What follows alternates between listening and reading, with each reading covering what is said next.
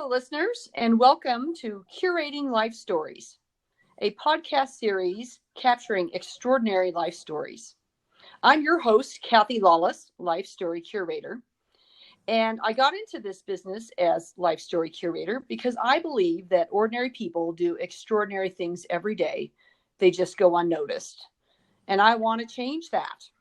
So this podcast is designed to share these extraordinary stories and highlight these individuals. Today, my guest is David DeCamillis. Hello, David. Hello. And David is a husband, a father, vice president of sales and marketing for Platte River Networks, which is a managed IT services group. And he's also a super active person, biking, hiking, boxing, skiing. When you listed off all the things you did, I don't think I captured them all, but anyway, it's important that you know that he's a super active individual when we get to what his story is going to be here in just a minute. So David and I met through the Colorado Thought Leaders Forum Strategic Connections Downtown group. It's been about a year since I joined the group. Yeah, I think so. And since then, we've connected several times one-on-one, various happy hours. And I also had the privilege of interviewing David for my other podcast series called Curating Career Life Stories. How did I get here? And your episode, by the way, episode 42, is due to come out in about 3 weeks. So I'm excited to hear or to share that part of your story as well. But today, Dave will be sharing his story, which is a result of the extraordinary times that we are all going through. As you know, it's extraordinary, unprecedented what's going on. And he just survived the COVID-19 virus and 14 days of quarantined isolation in his basement. So, David, number one, I'm so glad that you're okay. Yeah, me too. And thank you for being willing to share your story. You know, you had offered in one of our last Strategic Connections meeting that you would be very willing to talk to anybody who might think they have the virus, be worried about it, etc. And so that's when I thought, well, maybe it makes more sense to put it out in a podcast to a greater audience versus having people calling you directly. But I also really appreciate that you would be willing to talk to people, because that's what you were saying, was that you wish you had someone to talk to. So now you can be that person. So thank you so much. Yeah, you bet. And so let's get started. So we were talking earlier about, let's start at the beginning. But what is really the beginning? And I think we agreed the beginning is kind of March 1st, right? When things started getting a little bit serious on the news about, hey, this virus is real. It's in the US. What do we need to do? But yet many of us were like, oh, wow, I'm healthy, I'm young, this isn't necessarily going to affect me. So take us back to kind of March 1st and what was going on for you, and how you first started hearing about this, and what precautions you were or weren't taking at the time. Yeah, actually, I'll go back the week before, because if I recall, it was that last week of February that the White House and the media started to talk about it. And the reason I bring up that week was because my wife, Amy, actually came to me and said, I'm worried that this could, maybe get bad. So I'm thinking of stocking up on some food and supplies.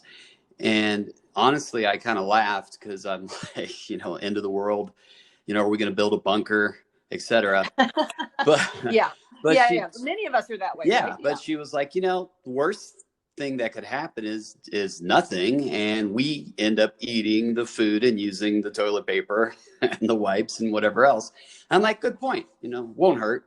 So she actually had the foresight to stock up and inventory the food and supplies. And so that's probably the first time that I really kind of thought about it, the what if. Of course, if you were listening to the federal government entities and the media, they weren't taking it very seriously. So I didn't either. And then that first week of March 2nd through the 4th, I actually went to a tech conference in Dallas. And I was, in the same room associating with 350 people very closely. And then the following week, I was at a large event in Denver. It was the Visit Denver annual award ceremony, and Mayor Hancock was there, the Denver mayor. This was on Wednesday, March 11th, and it ended up being a intimate sit-down dinner with 480 people. If you recall, the next day is when they started, canceling school and doing lockdowns. So this was probably the last big event in downtown Denver. Yeah. Um, Yeah, probably was. yeah, Mm-hmm. But the mayor was there. yeah, huh? the mayor Okay. was there and a bunch of who's who Mm-hmm. of Denver. And I'm 100% deaf in my left ear, but I have full hearing in my right. So in events like that, I actually have to do the lean in to talk to people. Oh, So so you have to get even closer. yeah, so easily 30 people. I was leaning in, sometimes 6 inches from their speaking, so I could hear what they had to say. Of course, I had to tell them I was deaf, so they didn't think I was creepy. But That you're just a close talker. yeah, and so I'm, then sitting down to dinner, you're elbow to elbow, and sure enough, 6 days later is when I started showing symptoms. Wow. Wow. So what were your first symptoms? And by the way, were you in denial that, yeah, this is really symptoms? Um, so no, actually, I don't think it's so much denial. I have allergies, so I get, the seasonal hay fever and sinus Mm-hmm. congestion. And, if it's a bad one, I might get a sinus infection. So it was actually Tuesday the 17th, St. Patty's Day. And I started to get my seasonal allergies, which is, springtime. So I just thought it was that. That night, I had set up a Facebook toast, front porch toast, because that was, of course, when we were all asked to stay at home. That week before the governor asked us to. So I had organized 8 o'clock toast to all the healthcare workers, and naturally it was St. Patty's Day, so why not do a toast? And I invited my 27-year-old daughter, Brenna, and her boyfriend, her 29-year-old boyfriend, over. And I mixed us all cocktails, and I touched the ice with my hands, not even thinking about it. And at 8 o'clock, we went out on the front porch and did a toast to the healthcare workers. And then the next morning, I woke up, and what I thought was a sinus infection was a little worse. So I went to work like I normally do, and we were social distancing at work. 90% of our employees were already working remotely as of that prior Monday. So there were not that many people in the office. I'd say probably half a dozen. But I was taking the precautions that I had done all week. I was wiping things down with antibacterial wipes, washing my hands, staying distance away from people. But I did have to do some work in my office with a couple of my coworkers, and we were in close proximity. And what I was doing was preparing for work at home just in case. So I was putting some monitors together and some cabling and testing and, working with my MacBook. And I thought to myself, if my symptoms get worse, I'm going to play it safe, because they've said if you feel cold symptoms, you should probably, separate yourself. So I went home and I talked to my wife, Amy, and I'm like, listen, if this gets worse tomorrow, then we should probably think about what we're going to do. So I woke up Thursday morning, and that's the first time I felt it in my chest. And I also had a headache. So I knew right away something was up. I was hoping I didn't. And this felt different. Yeah, well, I've never had chest issues. I don't get headaches. I think the first headache I ever got, I was in my 20s. My wife hates me because I don't get hangovers. You're one of those. Yeah, I'm one of those. I can't even remember the last time I had a fever or the flu. I just don't get sick, and let alone a chest thing. So I kind of felt my chest felt funny. So I'm like, this isn't good. So I drove to work before everyone got there. I did another wipe down of everything in the office again. I grabbed all my stuff. I headed home, and I went straight into the basement.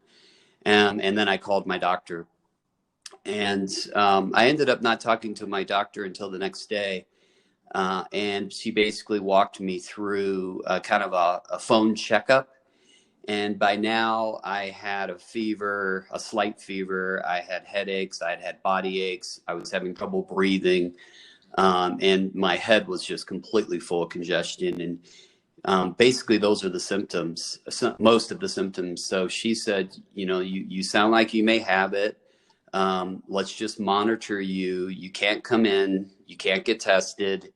But let's just stay in touch and see how you're doing. And hopefully, it'll run its course and you'll be fine. So that was kind of the beginning of the basement isolation and separation from everybody.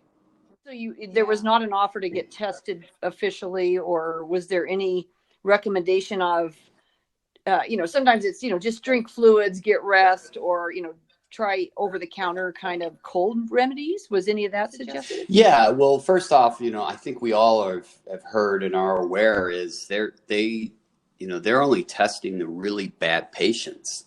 So even though I asked, hey, can I get tested or can I come in and get checked? They push against doing that.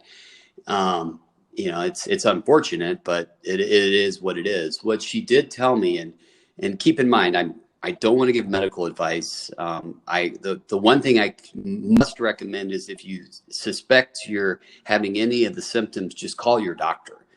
But I will tell you what I did and what helped me and what my doctor recommended.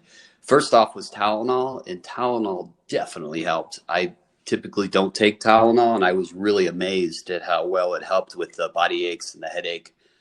Vicks cough drops. Oh.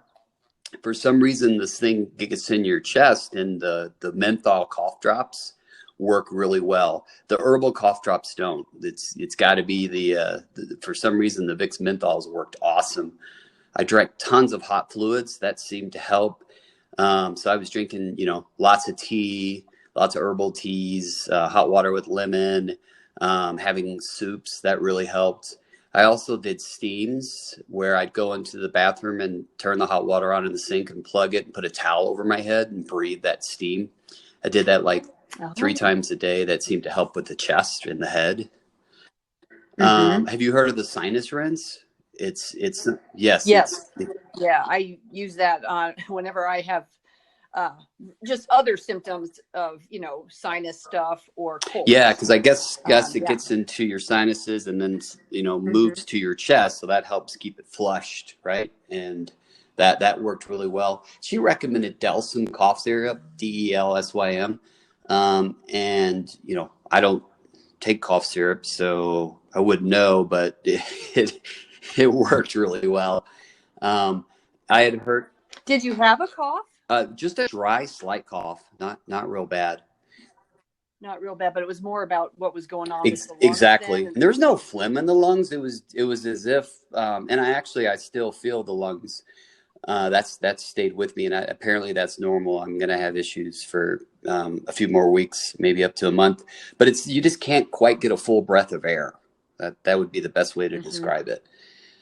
I didn't take Advil or ibuprofen just because, there are theories out there that it was making it worse and the Tylenol was working. So I thought I'll play it safe.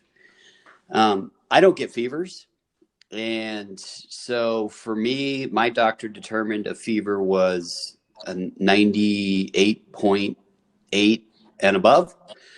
And so I was hovering from the high 98s to the high 99s, over those next probably 10 days. And I had all the fever symptoms where, you get the body aches, the headaches, you have trouble concentrating. It's almost like you're drunk, right? In a bad way. Not in a good way. Exactly. It's like it's a buzz, but you just because it's hard to concentrate, hard to focus. Most people might call that the hangover, since you don't know what a hangover is. Exactly. You're lethargic. Probably the scariest symptoms were every day I would, for some reason, start to feel better. And the first few times it happened, I made the mistake of, getting up and I hopped on the spin bike and just spun really lightly. We have one in the basement, a Peloton, and I was just up and walking around. And every time that happened, within 3 hours, not only would it come back, but come back worse. Oh, and then I was geez. in bed again and felt like I was dying.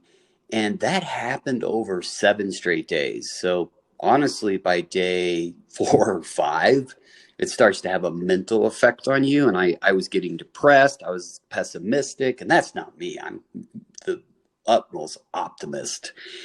And so I truly thought, either A, this is going to get so bad that, I'm going to have to get rushed in on a ventilator, or B, this is never going to go away. It's kind of a cruel joke because you think, oh, I'm feeling better. And then bam, it hits you hard again.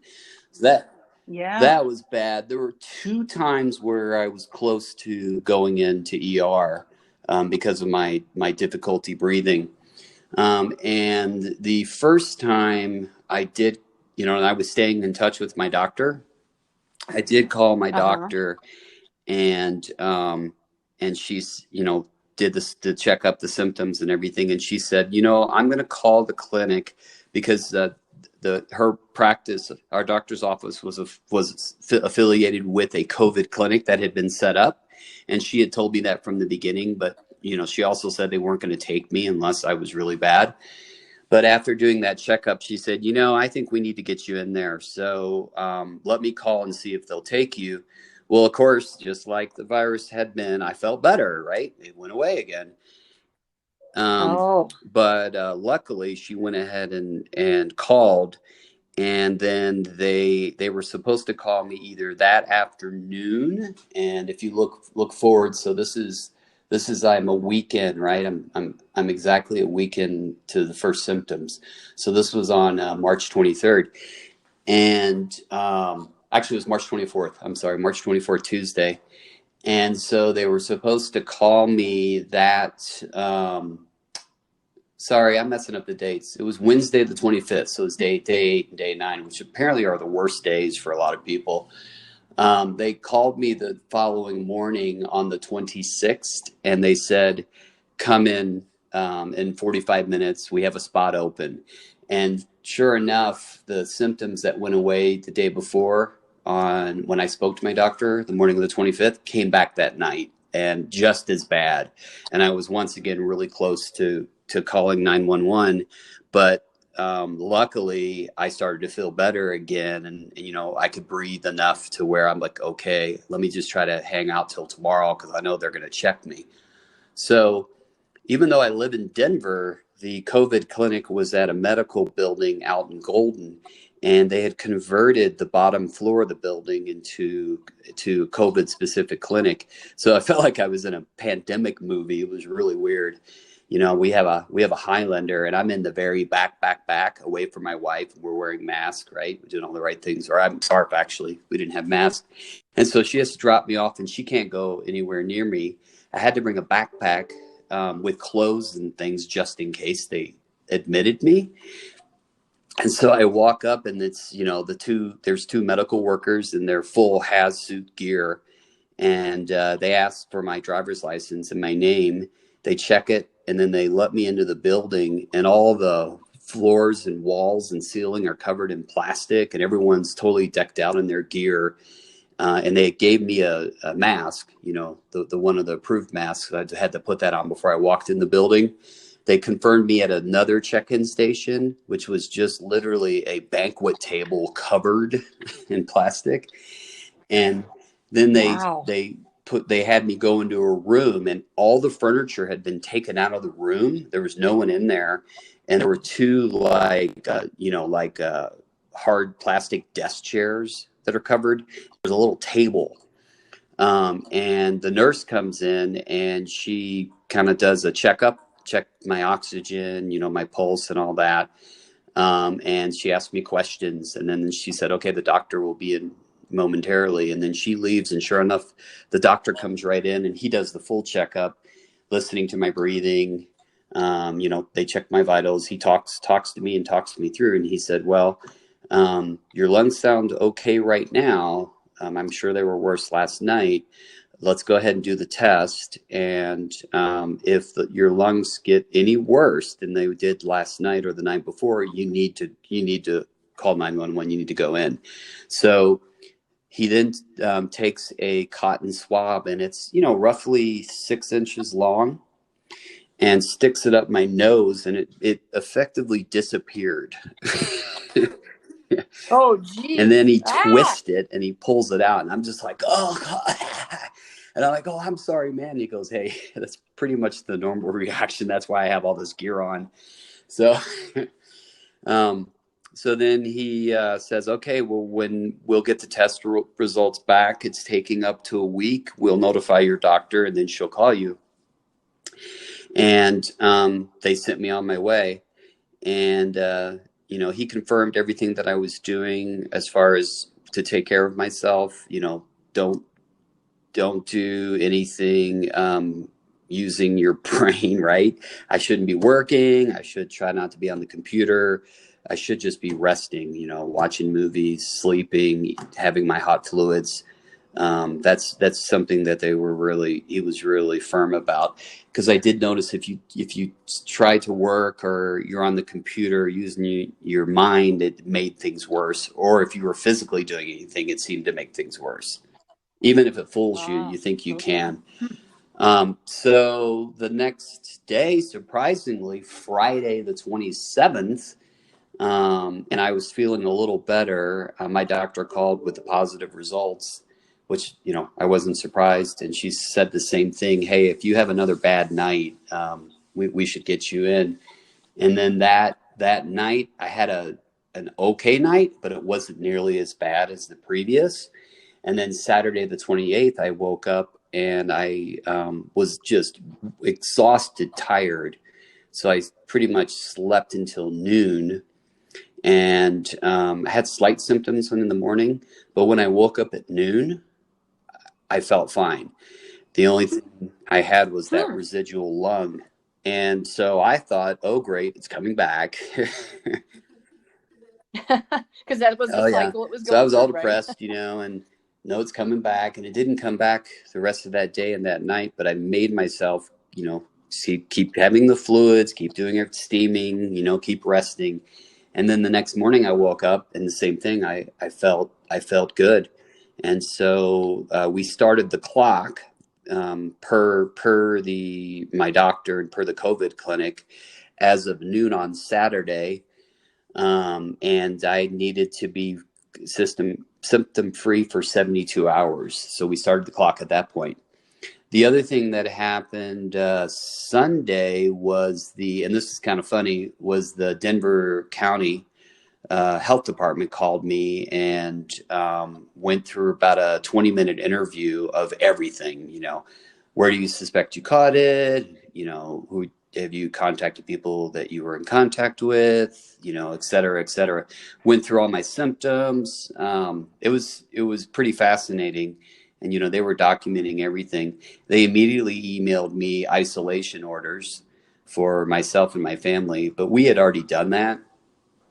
In fact, when I first started showing those symptoms that Thursday night and I moved into the basement, my wife, Amy, basically sterilized the entire house, the first two floors where I had been, washed all the sheets, wiped everything down, sprayed, and I have twin girls that are 12. So the three of them were exposed to me. So we were really worried that they were going to catch it. From that day forward, my meals were delivered on the basement landing when I was nowhere in sight, and Amy wore gloves and a mask when she delivered the meals.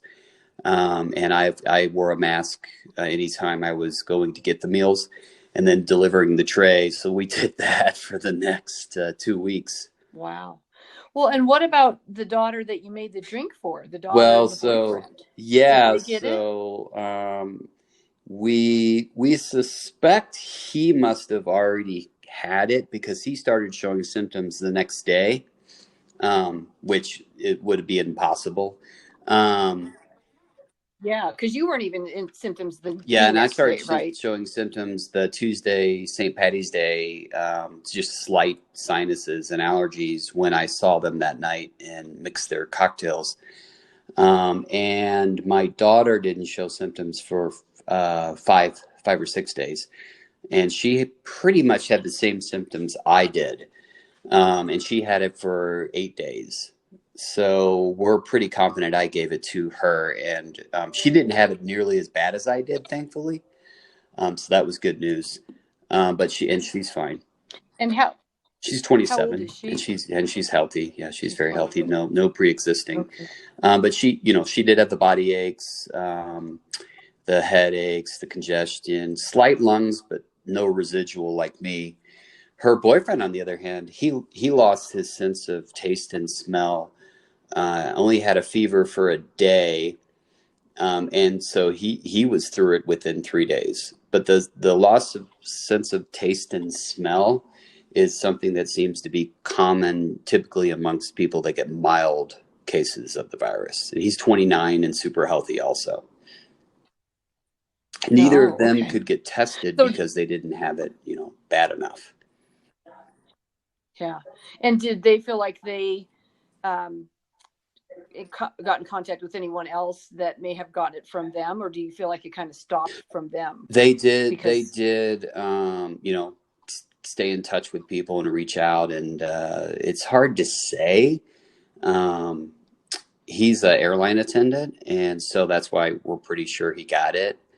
And he did not work for the 2 weeks. So that's you separate for 14 days, or 72 hours, right?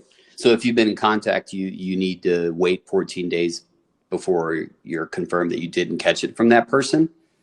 That's the rule, which is why, yeah, my yeah. family wasn't out of the clear for 14 days. And then if you do catch it, either whatever's the longest period is a week of since you caught the virus, or 72 hours since you last had symptoms. And then that following at 72 hours, I called Dimmer County Health, and they did another kind of a phone checkup question, and then confirmed that I was virus free. Exactly. And I had been Yay! communicating with them via email to, each day, no symptoms, no symptoms. And then, so that was that Tuesday, last Tuesday. And that's when they officially lifted actually, it was Wednesday. Yeah, it was Tuesday. They officially lifted my isolation order so that I could join the world again. It was in the afternoon. I literally ran up the stairs and ran and hugged my wife. And probably almost collapsed because you didn't have Yeah. any air, I would guess, And I in hugged your my lungs. daughters, and now I'm virus free. Yeah. Yay! So that was probably only the second time you were out of the basement in those Well, 14 days. I The first was was when you went to the thankfully I clinic. was able.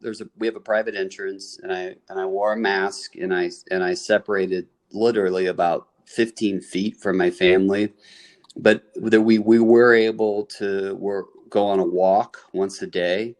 And the county said it was fine. My doctor said it was fine. I didn't go anywhere near anybody, and I wore a mask.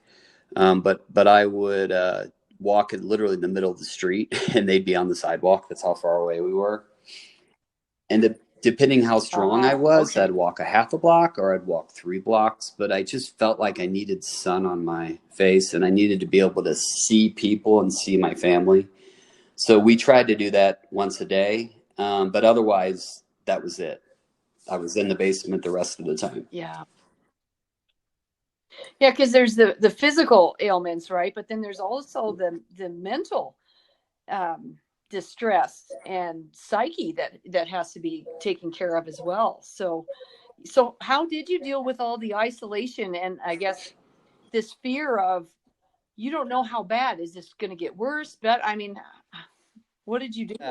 It definitely became a concern for me when I started to kind of think about, is this it? And I think part of that was being in isolation for so long does affect your psyche. but also watching the news, and seeing all the reports and the doom and gloom, just, it kept getting worse and worse. Hearing about healthy people like me catching it and dying, people that, because unfortunately, our healthcare system was not prepared. The fact that I couldn't go in, I couldn't get tested. What if, I waited too long? That's the kind of thoughts that go through your mind. And thankfully, I have a ton of really good friends and family, and we were texting and calling and checking in. I couldn't do FaceTime. I just felt horrible, and looking at someone through the phone just made me feel worse. So, and mostly I texted, but that was definitely helpful. Watching all of Clint Eastwood's Westerns was hugely recommended. He has a lot of Westerns. He has a lot. I'm talking, a fistful of dollars in 1964, a few dollars more, and or 63, 64, 65. Joe Kidd. I mean, there's some classics. Outlaw Josie Wales. We're talking some great Westerns, and those soundtracks by Sergio Leone, the Italian director. That was awesome.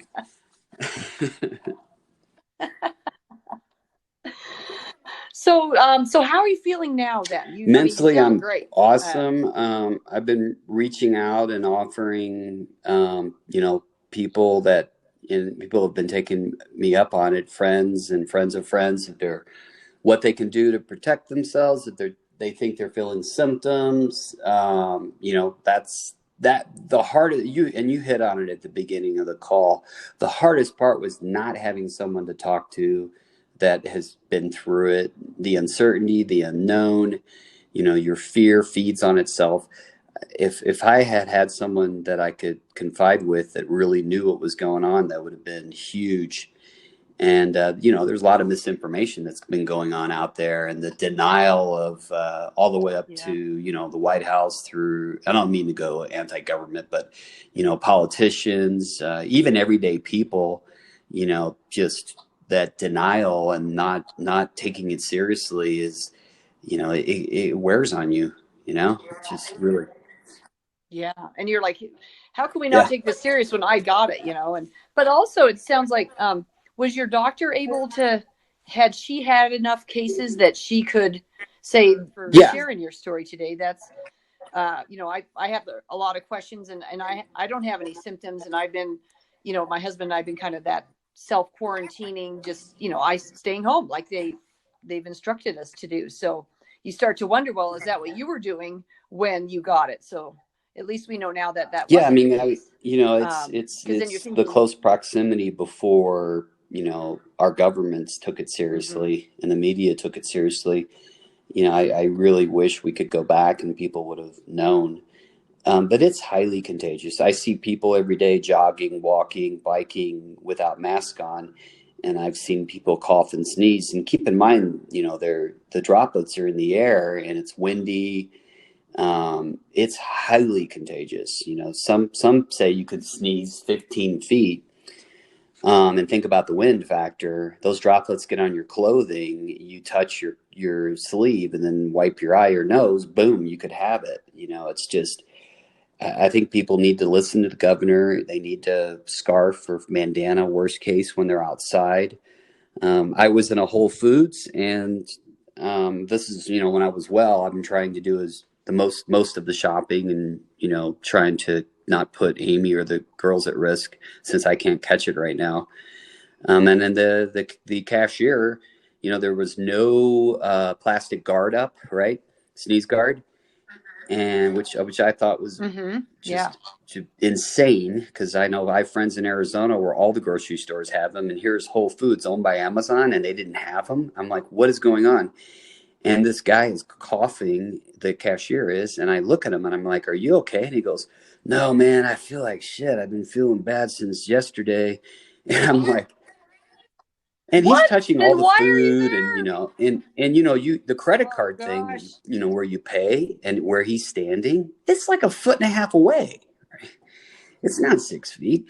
And Oh, I look at him, I'm geez. like, dude, you need to go over to your manager right now and tell him how you're feeling because you shouldn't be here. You're putting all these people at risk. And he's like, yeah, I guess you're right, man. And there was no one behind me. And he did go to the manager after he checked me out. So I'm glad he listened. And the next day, I heard that they had 3 cases at that Whole Foods because I have a friend that works there. And sure enough, 48 hours, they had the sneeze guards, the plastic guards up at all the cashiers. And I noticed more of the staff were wearing masks because I was just in there a couple days ago. So you mentioned now that you since you've had it, you The can't get it. strain, so it hasn't mutated. The way it was explained to me is, so, every year the new flu shot comes out. And the reason it's a new flu shot, because the flu mutates. So they have to kind of mix that serum to apply to that strain of the virus. So with COVID, they're noticing that it's not mutating, and that's good. The longer it takes to mutate, the better off we are, because not only does that help us in, finding the vaccine without having to tweak it and getting it out to more people, but if it takes longer to mutate, then of course less people are going to get the next round. So they're predicting, like the flu, the next mutation will occur next fall when the new season starts.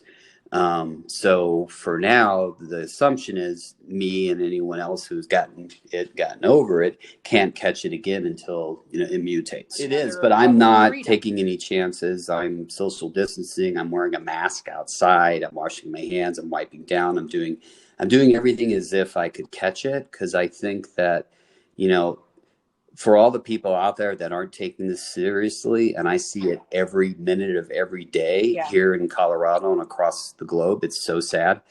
I think, we have to start somewhere. So I'm hoping that if people see me and everyone else taking it seriously, it'll be contagious in the right way.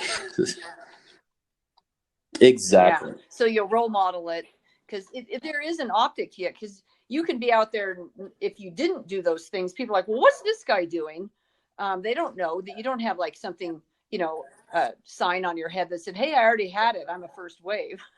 No one knows. Well, that, I mean, right? I'm not being a Trump basher, but when the White House nightly updates, daily updates, and those medical experts are standing up there, and this whole group of our leaders are shoulder to shoulder, sharing the same mic, sharing the same speeches, the paper, and then touching their faces. When they're not doing the social distancing, why should citizens? They're supposed to be our leaders. The fact that they're not even, it just blows my mind. It blows my mind. Yeah. Well, and they say, well, we're tested the British regularly, Prime Minister, so, Boris, you saw him. He was acting the same way. And guess what? You heard he's in intensive care. No, it's like, we got to take this seriously. The only way we're going to get through this, and the quicker we're going to get through this, is if people wake up. And how difficult is it to wear a mask, to wash your hands, to stay 6 feet apart? Come on, to only go out when you have to, right? Yeah. Well, my husband we had some masks that he had from doing some sanding on the deck last year. So we just had them in the garage. And so, so we're like, wow, magically we have masks. I thought I was just going to have to go the scarf route, until we could order some, but we actually have some masks, and they're actually nice. N95 from Home Depot. So I think we got lucky there. So, well, David, thank you again for sharing this. I think it's going to be so valuable for people to hear, how does it play out in one's life? What did you do? How are you reacting? You are a very positive person. So I really, really appreciate you being willing to do this. Any last words that you might share? You've kind of already said about, we got to take this serious, but any other words of wisdoms or advice that you would want to end on? You're going to know if you have it. And I think a lot of people have gotten it and got through it. But if you suspect you've had it and got through it, or if you've been tested and got through it, please donate your blood and your plasma. We have super blood. We have the antibodies, and it's proven that our blood is very helpful to unfortunate patients that have COVID and need good blood. Also, obviously, they're using our blood and plasma to help hopefully come up with vaccines and other treatments. So I'm actually, I was told that 14 days after I got the all clear, so that'll be basically next week, I can give my blood and my plasma, and I'm going to Children's Hospital. They're one of the hospitals that are set up and are doing a lot of good work. And I'm going to be donating my blood and plasma for as long as they'll take it. And I highly recommend anyone else out there who knows that they're healthy and they've come on the other side, if they could do the same. I think we need to do our part. We're the lucky ones. Podcast is kind of a public service announcement on a couple fronts. One is, how do you know if you have it? What can you do? Who could you maybe reach out to, which might be you? But then also, you've got super blood now, so let's take advantage of that. Well, David, again, thank you so much. And I'm so glad that you made this through and that the outcome was what it is. And that while you might have 3 or so more weeks of not able to ride the bike or do the running and jumping that you normally would do, you're alive and well. Thank you. So I'm glad you're around. And listeners, if you have any questions for David, you can post them on my website, lifestorycurator.com. And I'll make sure to get them onto David, and we'll figure out a way to get in touch, because you can then leave email information. And if there's something urgent there, I do get alerts as soon as there's comments. If some of you want to talk to him directly, he's offered to be that resource to you. So he didn't have that resource, but he's willing to be that to others. So please take him up on it. So, again, David, thank you so much. Stay healthy, stay well, and please follow the guidelines.